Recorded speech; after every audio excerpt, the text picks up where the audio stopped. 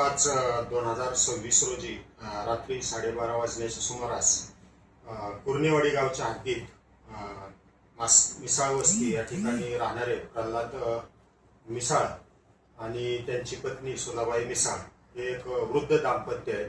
ते घरात असताना रात्री 12:30 वाजण्याच्या सुमारास यातील अनोळखी आरोपींनी त्यांच्या घराच्या सोफ्याची ग्रिलची कडी हातात घालून काढली आणि चाकूचा धाक दाखवून सदर वृद्ध दाम्पत्याला लाथाबुक्क्यांनी मारहाण करून त्यांच्या गळ्यातील सोन्याचे दागिने जबरदस्तीने चोरून घेऊन गेलेले होते.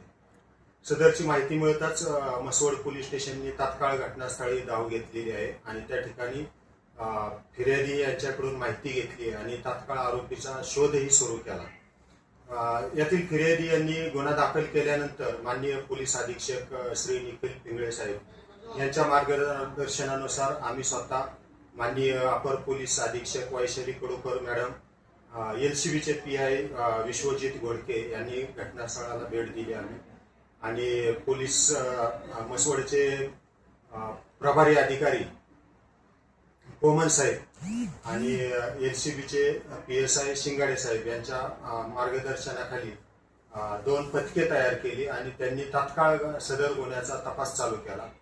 सदर गुन्ह्याचा तपास त्यांनी तांत्रिक कौशल्याच्या आधारे तसेच गोपनीय बातमीदारांच्या मार्फत तपास केलेला आहे आणि त्यामध्ये त्यांना 48 तासातच यश आलेलं आहे आणि यातील एकूण 7 आरोपींना त्यांनी अटक केलेली आहे.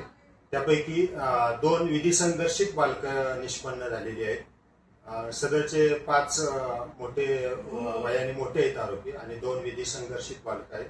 त्यांना सगळ्यांना अटक केल्यानंतर त्यांची आता 9 तारखेपर्यंत पोलीस कस्टडी रिमांड आहे. सदर आरोपींच्याकडे तपास केला असता सदर गुन्ह्यात 72,000चे एकूण दागिने गेलेले होते, सोन्याचे आणि रोख रक्कम. त्यापैकी सुमारे 65,000ची दागिने आणि रोख रक्कम जप्त करण्यात आलेली आहे. तसेच आरोपींनी गुन्ह्याच्या तपासात एक वापरलेली एक मोटरसायकल जप्त केलेली आहे.